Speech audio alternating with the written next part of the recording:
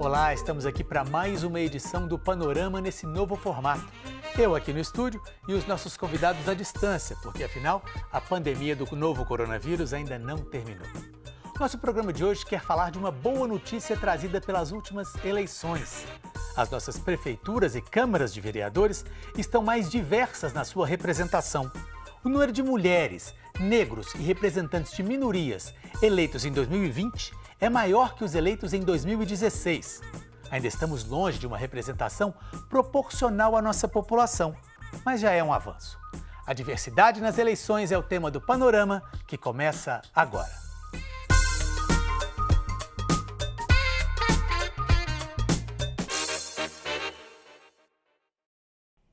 Meus convidados são os cientistas políticos Cristiano Rodrigues, professor do Departamento de Ciência Política da UFMG, e Daniela Rezende, professora do Departamento de Ciências Sociais da Universidade Federal de Viçosa. Muito obrigado, Cristiano, muito obrigado, Daniela, por nos atender.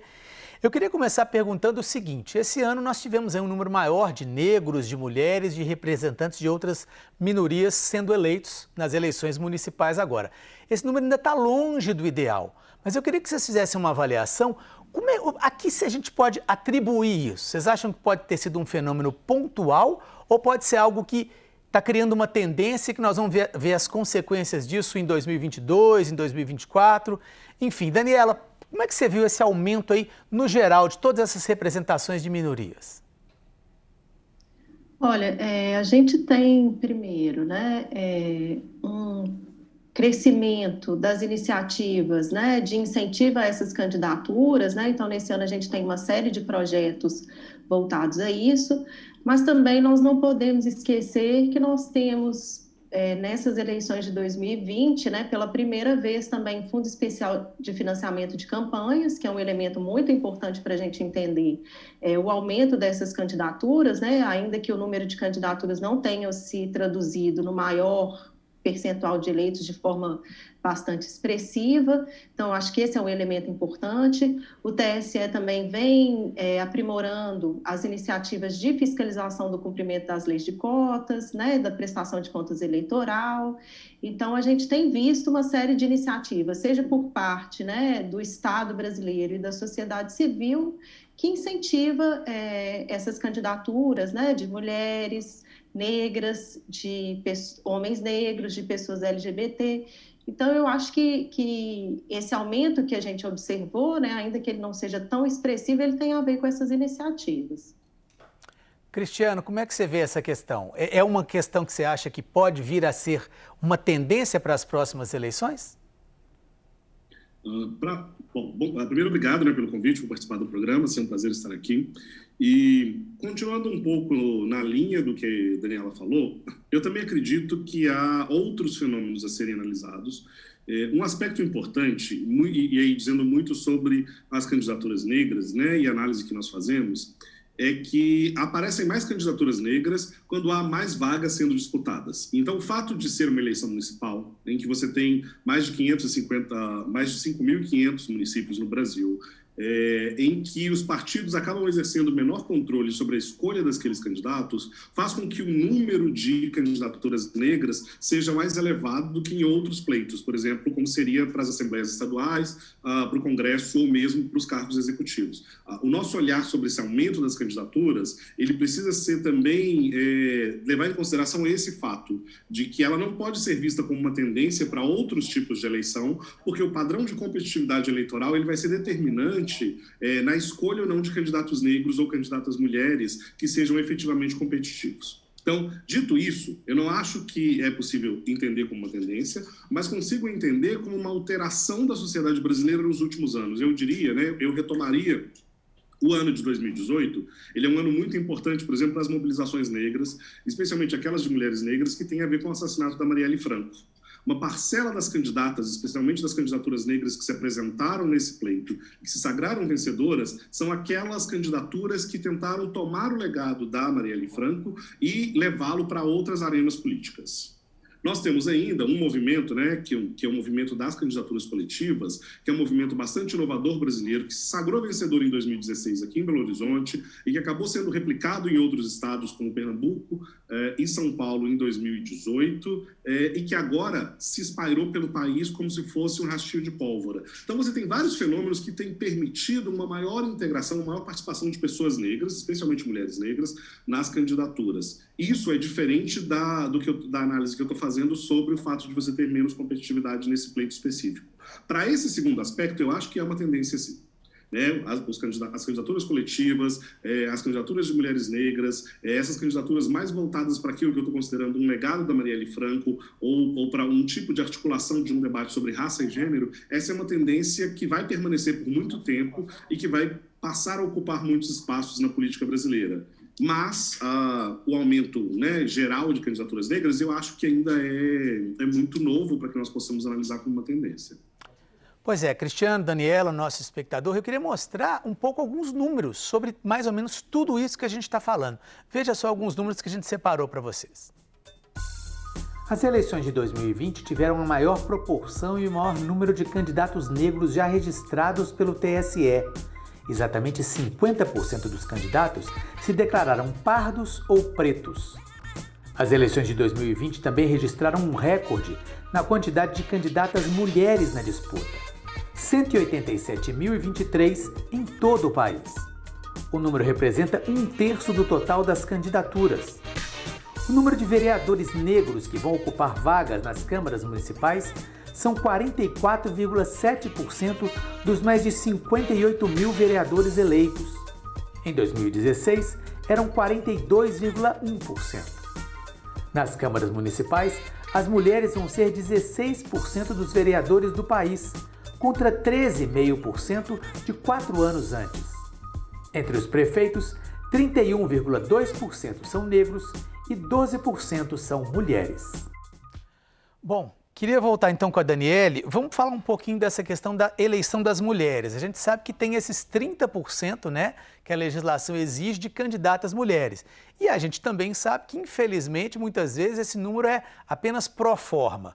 A gente teve aí uma votação de cerca de 16% das vereadoras eleitas esse ano são mulheres, contra 13,5% em 2016, e 12% dos prefeitos eleitos. Como é que você enxerga isso? É uma caminhada ou ainda está longe? Essa questão dos 30% precisa ser, vamos dizer assim, efetivamente mais fiscalizada? Como é que você vê essa questão da participação das mulheres na eleição desse ano, Daniela? Com relação a esse aspecto, a gente caminha a passos muito lentos, né? Se a gente pensar que a lei de cotas, a primeira lei de cotas que a gente tem, cotas de gênero nas eleições, é de 1995, né? Nós estamos em 2020, né? Só em 2014 que as cotas, o cumprimento das cotas começou a ser fiscalizado efetivamente pelo TSE, nós estamos caminhando a passos muito lentos, né? A lei de cotas estabelece que o percentual de 30% ele é um piso, né? Ele é o mínimo de candidaturas femininas, mas historicamente esse piso vem sendo tratado como um teto pelos partidos políticos, né?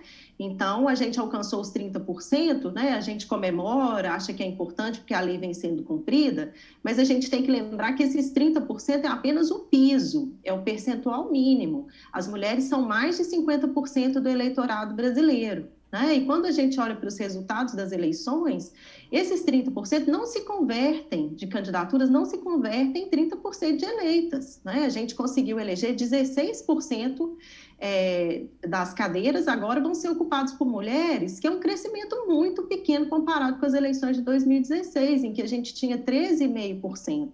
Né? E esse ano a gente ainda teve o reforço do Fundo Especial de Financiamento de Campanha. Então, era de se esperar que esse percentual ele fosse mais alto, mais elevado.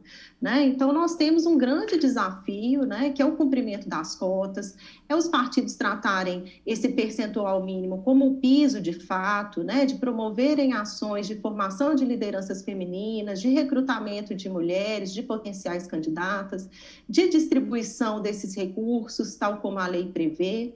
né? E para isso a gente precisa que essa fiscalização seja efetiva, porque as cotas elas só passam a ser cumpridas quando a fiscalização começou a ser mais efetiva.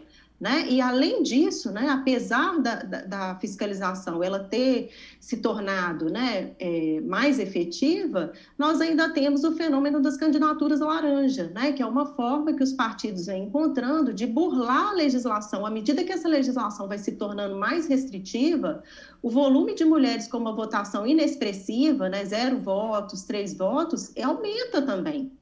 Né? Então, o que a gente vê é que a legislação vem se aprimorando, mas ela é insuficiente para garantir a presença de mulheres, uma presença mais expressiva de mulheres na política institucional no Brasil. Né? Então, acho que esse é um grande desafio que a gente tem aí pela frente. Pois é, Cristiano, em relação a candidaturas negras, se coloca ali que o número foi recorde de 50%, mas de negros, de pretos e pardos também, o que aí abrange muita gente, né? Fica um leque bastante aberto. E aí a questão da eleição chegou-se a 44,7% de pretos ou pardos também eleitos. Como é que você vê esse aumento? Mais uma vez, né, seguindo, né, essa linha de pensamento que nós estamos fazendo aqui, eu seguindo mesmo o que eu havia dito antes, as eleições municipais elas são muito específicas, né, pela quantidade de candidatos, de municípios, etc. O que nós observamos, e aí, sobretudo, no caso das candidaturas negras, nós temos que observar o fenômeno de novo, a gente precisa olhar com uma lente de aumento para esse fenômeno, para não parecer que esse percentual de 50% de candidaturas, 44% de eleitos, ele de fato represente uma melhoria da capacidade eleitoral das candidaturas negras. Eu não vejo dessa forma, eu vejo que, na realidade, nós temos uma série de gargalos que ainda não foram resolvidos para uma representação efetiva de negros, especialmente de mulheres negras, na política institucional brasileira. Então, dito isso, primeiro, preto e pardo são as categorias que nós utilizamos no Brasil e que nós conjugamos numa única categoria negro. Pardo é uma categoria muito fluida no Brasil, ela é uma categoria muito fugidia.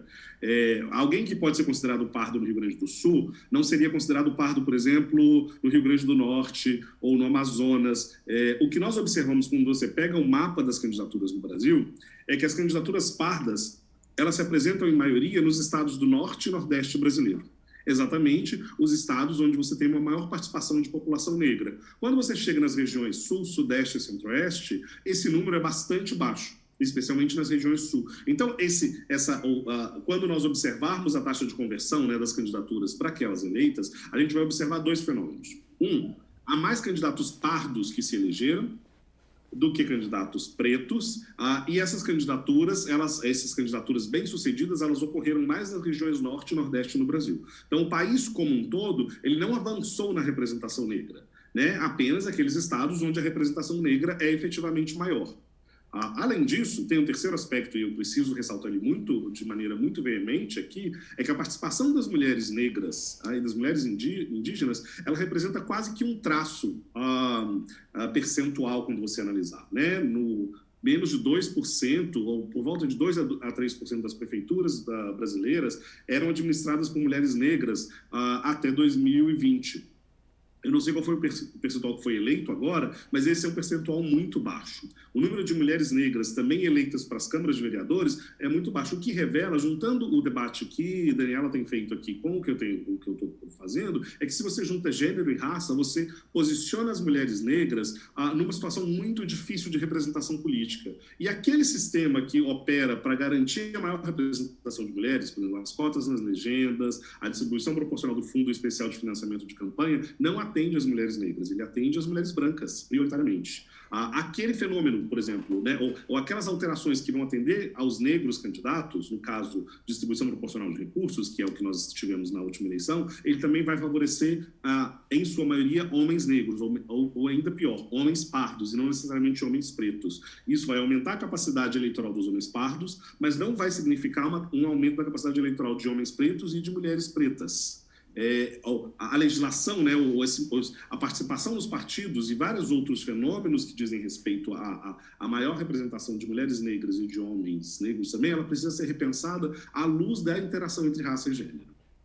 Perfeito, eu vou pedir para você só um minutinho, nós vamos fazer um pequeno intervalinho. Daqui a pouco vamos voltar falando sobre a diversidade nas eleições 2020.